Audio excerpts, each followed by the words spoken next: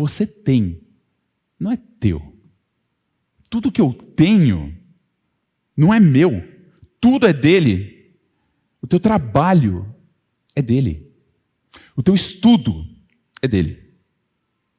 A roupa que você está usando hoje é dele. A tua casa, filho, marido, esposa, a tua conta no banco, isso é do Senhor, que Ele está dando para você administrar como um mordomo fiel. O alimento que você come, o ar que você respira, a sua própria vida é dele. Que Ele está dando a você para que você administre como um mordomo fiel as coisas que são dele. Os dedos das suas mãos são dele. O que você tem feito com os dedos das suas mãos? A tua boca, a tua língua são dele. E o que você tem feito com a tua boca e com a tua língua? Os teus olhos são dele. Para onde você tem direcionado os teus olhos? Os seus pés, onde eles têm te levado? Mas a primeira coisa que o Senhor fala não são dos mordomos que fazem mau uso das coisas, mas os que fazem bem. Ele fala, bem-aventurado pela terceira vez, versículo 43. Bem-aventurado aquele servo a quem o seu Senhor, quando vier, achar fazendo assim. Verdadeiramente vos digo que lhe confiará todos os seus bens. O Senhor vai confiar todos os bens a esses que sabem que estão administrando aquilo que não é deles, mas do Senhor. E que bens são esses? Bens materiais? É disso que ele está falando? O Senhor falou que aquele que serviu bem, aquele que serviu com diligência, será atribuído de maior responsabilidade. Se você está governando bem, você vai governar mais. É um servo que o Senhor olha e confia. É um servo que o Senhor olha e tem prazer. Dele se agrada. E é um servo que o Senhor não diz que vai dar todas as coisas, mas vai confiar todas as coisas a Ele.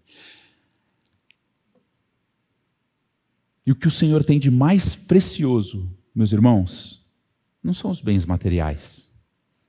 Isso quer dizer que eles estão excluídos? Não, pelo contrário. Se você for diligente e cuidar dos seus bens materiais como o Senhor deseja que você o cuide, o Senhor vai cuidar disso. Vocês conhecem a história do dono da Colgate?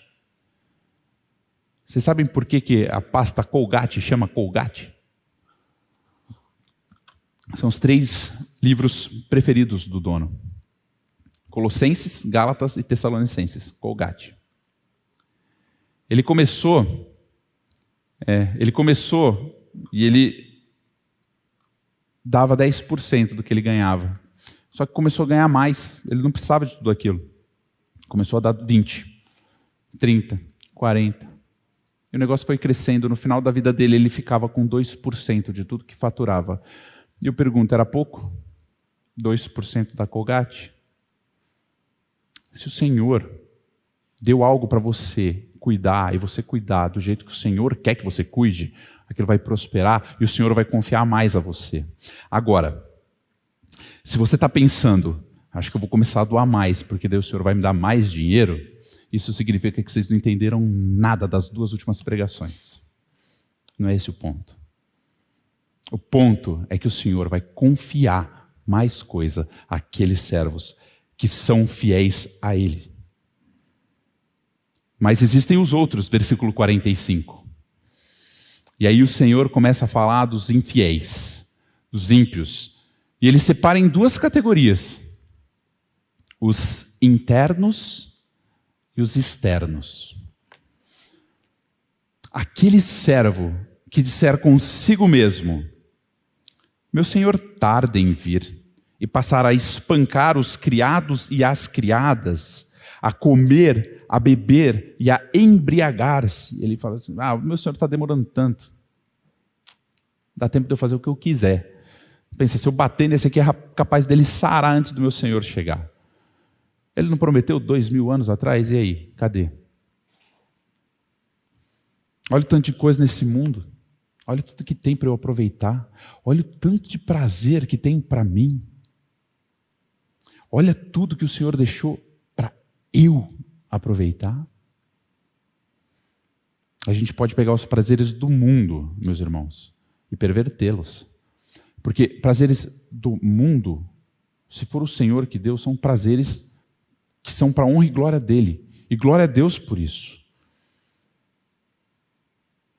Mas, se o Senhor ainda não chegou, faz 2000 anos, não vai ser na minha geração, né? Ou eu vou morrer mais para frente. Tá tranquilo, dá para eu ir só nessa festa. Só mais essa. Dá para eu aproveitar. Só mais essa mentira. Eu preciso me livrar aqui. Se eu não contar essa mentira, vai me dar tanto trabalho, só mais essa. Só mais esse recebimento. Eu vou fazer essa venda e só mais essa que eu não ponho nota. É a última. A próxima eu emito. Se eu não colar justamente nessa prova, essa é a prova que eu vou reprovar. Só mais essa. Meu Senhor não está voltando, eu só vou prestar conta para Ele lá na frente. Só mais esse site. Só mais essa cama. Só mais essa vez. Meus irmãos, o pecado não é algo que a gente brinca. A gente menospreza o poder do pecado. Nós, como cristãos, nós fomos salvos da condenação, mas nós ainda estamos debaixo da influência e lutando contra o poder do pecado. E não se iludam, ele é forte. Maior o que há em nós. Amém. Mas ele é forte. O Paul Washer, ele conta uma história, ele fala que você olha para o pecado está aqui, você olha para ele, você vai e encosta nele. Não deu nada. Aí você vai lá de novo e fala assim, só vou dar mais uma encostadinha. Beleza. 3. Aí de repente você vai e pá, ele te pega. E não solta. Um abismo chama o outro abismo.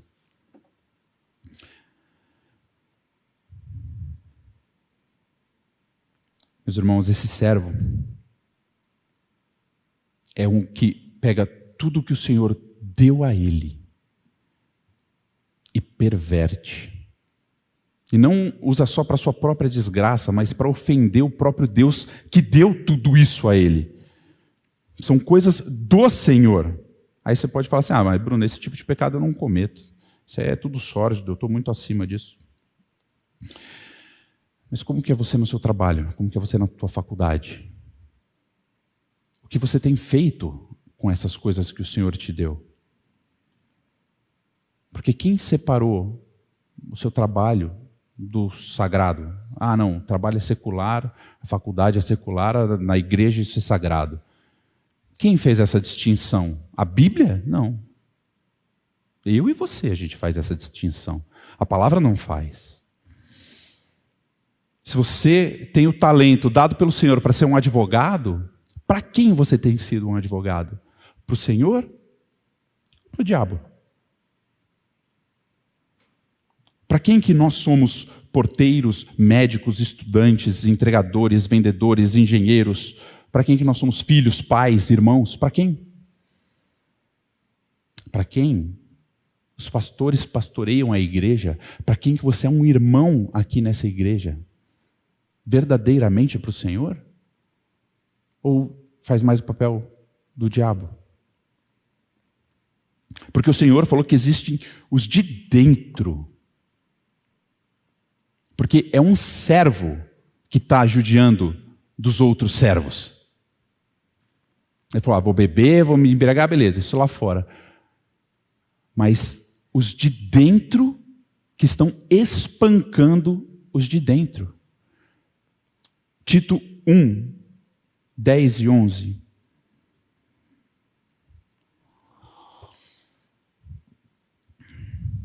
A palavra fala que existem muitos insubordinados, pauradores frívolos e enganadores, especialmente os da circuncisão.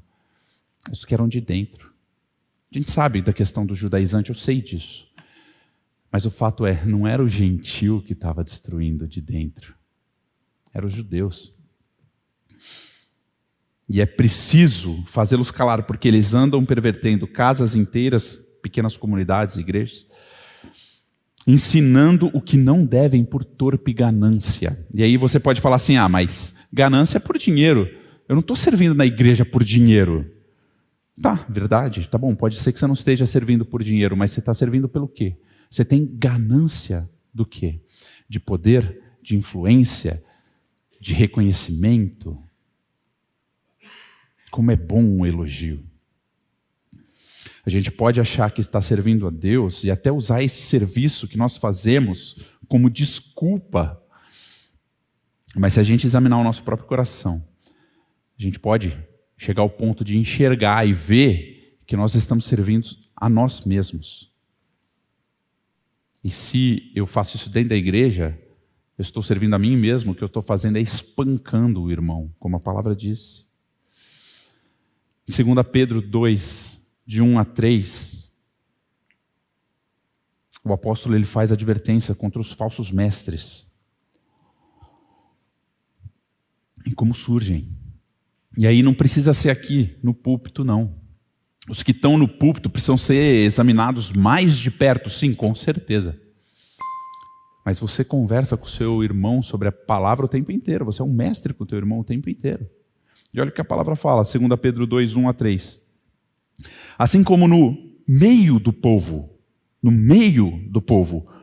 surgiram falsos profetas, assim também haverá entre vós, no meio de vós, falsos mestres, os quais introduzirão dissimuladamente heresias destruidoras até o ponto de renegarem o soberano Senhor que os resgatou, trazendo sobre si mesmos repentina destruição. As heresias, elas entram devagar. Os raciocínios, eles parecem interessantes. Faz lógica. Faz sentido, tem lógica esse raciocínio.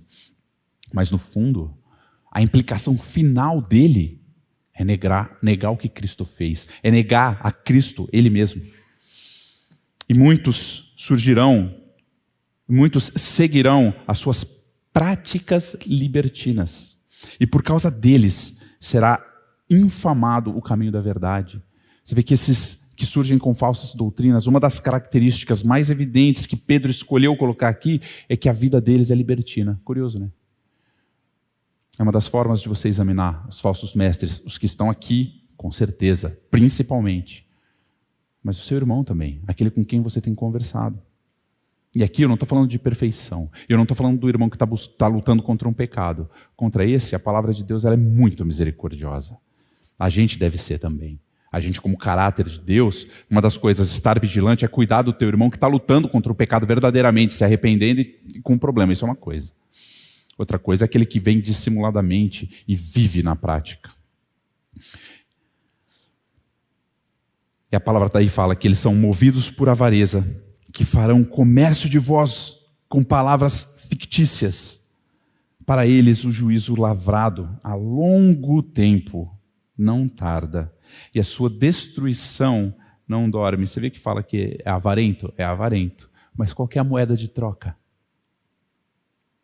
Vocês. Não é avarento de dinheiro. Farão comércio de vós com palavras fictícias. Eles estão entrando, estão buscando coisa muito maior do que dinheiro.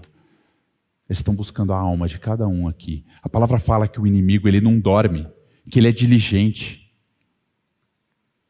Nós devemos ser assim. A palavra está falando, vigia. E no versículo 46, eles vão levar o máximo para si, vão estar satisfeitos com isso. Mas virá o Senhor daquele servo, presta atenção nessa expressão, virá o Senhor daquele servo, em dia em que não o espera e em hora que não sabe, e castigá-lo-á, lançando-lhe a sorte com os infiéis. O Senhor não falou que virá conversar com aquele servo e vai falar assim: senta aqui, me explica o que aconteceu, pro obséquio. Você levou aquela pessoa para a perdição, enganou o outro lá, mas o que aconteceu? Você se confundiu na doutrina? Você estava na carne fraca? O que aconteceu? Não. O Senhor também não vira e fala: você errou ali, tá? Então eu vou diminuir seu galardão, tá? Eu vou tirar um pouquinho aqui da sua bênção, você vai ficar mais longe do trono aqui no céu, você não vai ser uma palmeira, você vai ser uma graminha. Não é isso que o Senhor está falando. O Senhor, ele diz que ele vai castigar. Essa palavra castigar é cortar em dois, é partir ao meio, é destroçar. O Senhor virá, vai destroçar e jogar junto com os infiéis. E você vê que eu falei para prestar atenção no começo do versículo, que fala assim: o Senhor daquele servo é um servo daquele Senhor. Opa, peraí. Então era alguém que estava dentro da igreja? Era. Era alguém que conhecia o Senhor? Era. Era alguém que nasceu de novo? Não era. Isso, a palavra está cheia de exemplos.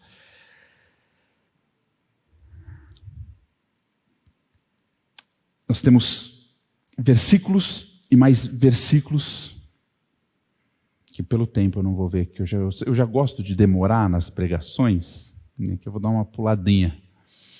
Mas a palavra fala que vai pegar esse e vai jogar nos infiéis. Isso é o inferno. Versículo 49. Só uma coisa, antes de eu entrar no versículo 47, desculpa. O pior lugar para o ímpio estar é dentro da igreja. O pior lugar para o ímpio estar é disfarçado de crente. Aquele que nunca vai se arrepender, evidentemente. É o pior. Aquele servo, 47, que conheceu a vontade do seu Senhor e não se aprontou, nem fez segundo a sua vontade, será punido com muitos açoites. Não existe neutralidade na palavra de Deus. Nenhum de vocês aqui hoje, depois de ouvir a palavra de Deus, a que é verdadeiramente pregada, a que é infalível, sai igual. Nenhum de vocês sai igual. Porque a palavra não é neutra. Ninguém é indiferente a ela. Ela ou é uma palavra de salvação, ou ela é uma palavra de condenação. Ou ela é uma palavra de bênção, ou de maldição. Para todos. A palavra fala que a palavra que sai da boca dele não volta vazia. Antes faz aquilo que lhe apraz. É necessariamente salvação? Não. A gente sabe que pessoas vão para o inferno. Agora, como 2 Pedro 2,20 diz, que tiveram aqueles que conheceram o Senhor Jesus. Tiveram conhecimento do Salvador. Mas ainda assim eles deixaram isso tudo para trás. Eles foram vencidos pelo pecado, pela vontade do mundo, pelos desejos, pelas concupiscências, por não aguentar mais as tribulações. Não sei. Eles foram vencidos e deixaram tudo para trás. Versículo 21, já que está aí, já está no telão, fala que era melhor que eles nunca tivessem conhecido o caminho da justiça. Você vê? No 20 fala que conheceu o Senhor.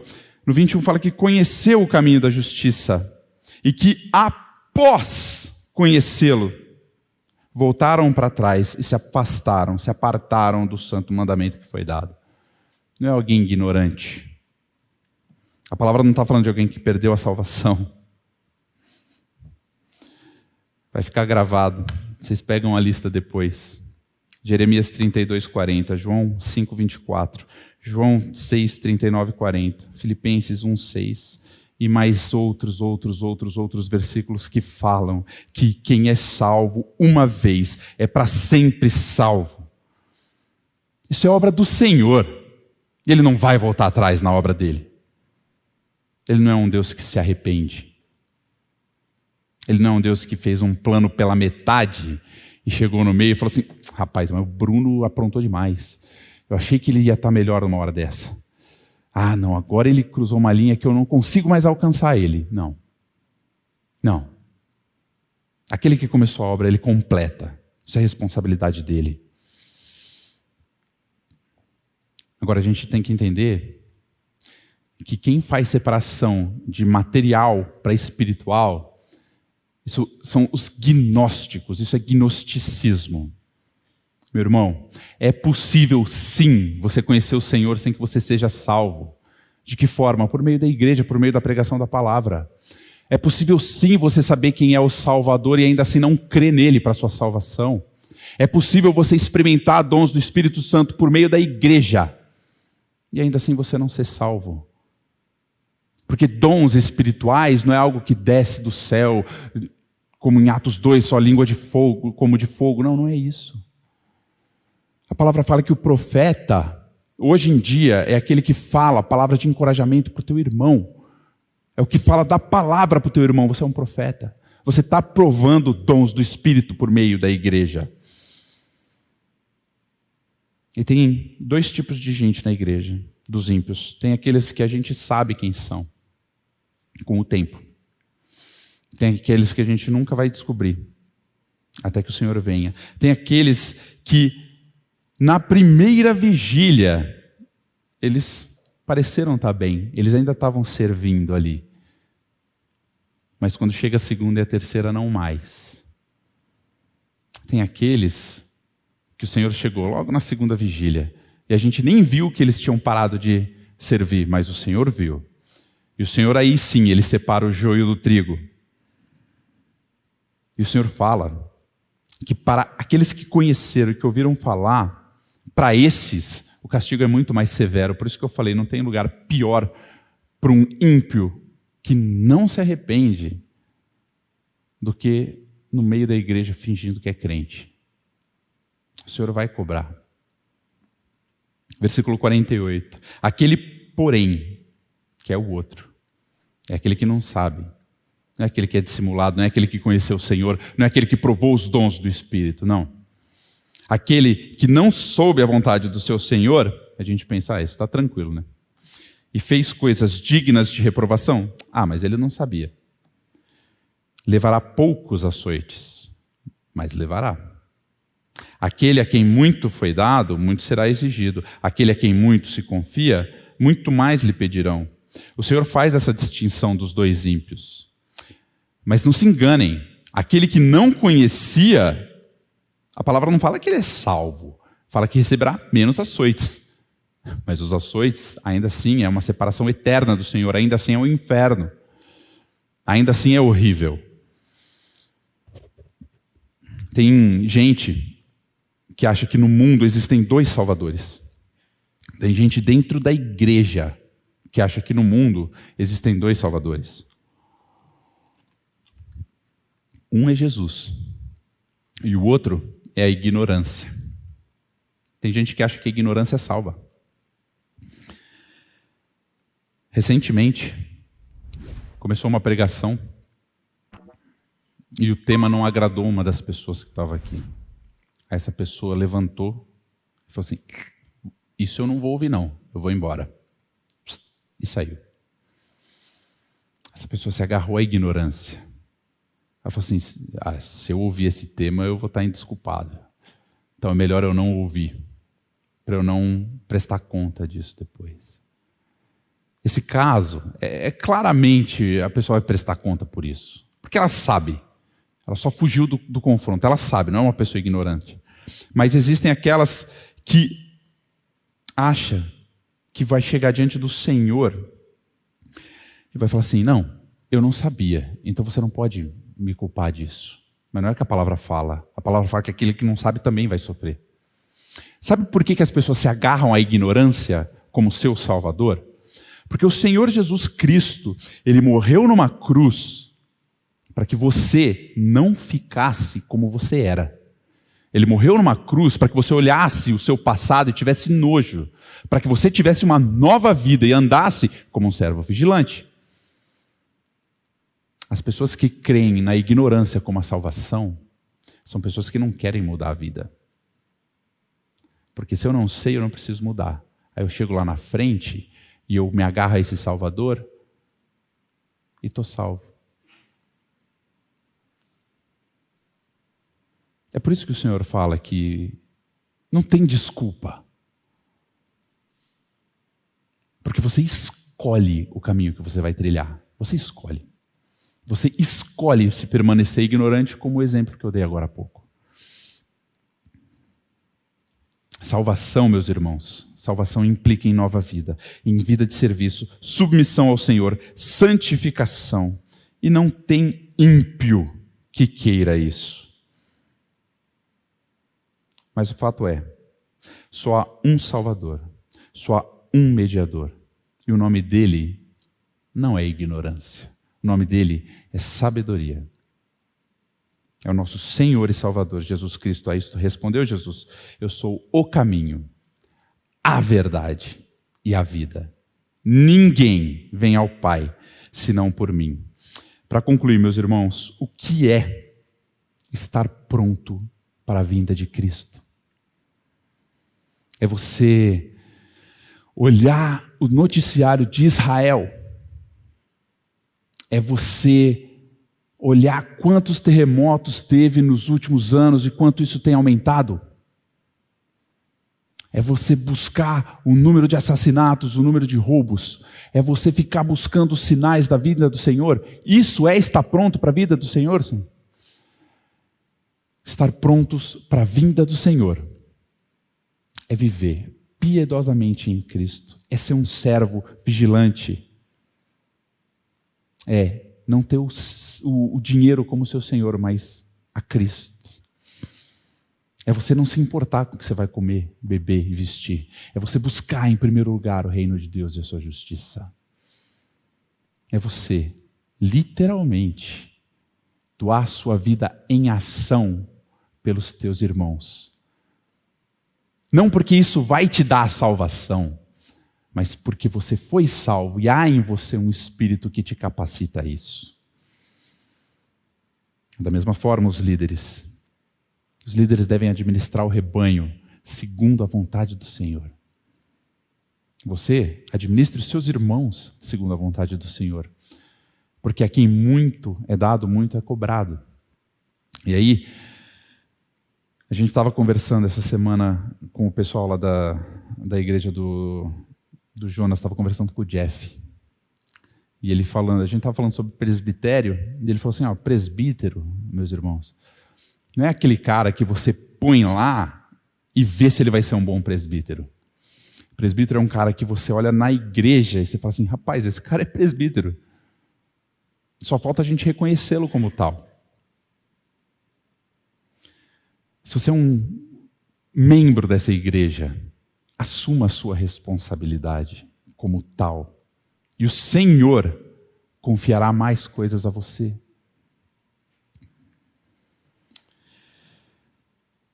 Estar pronto para a vinda do Senhor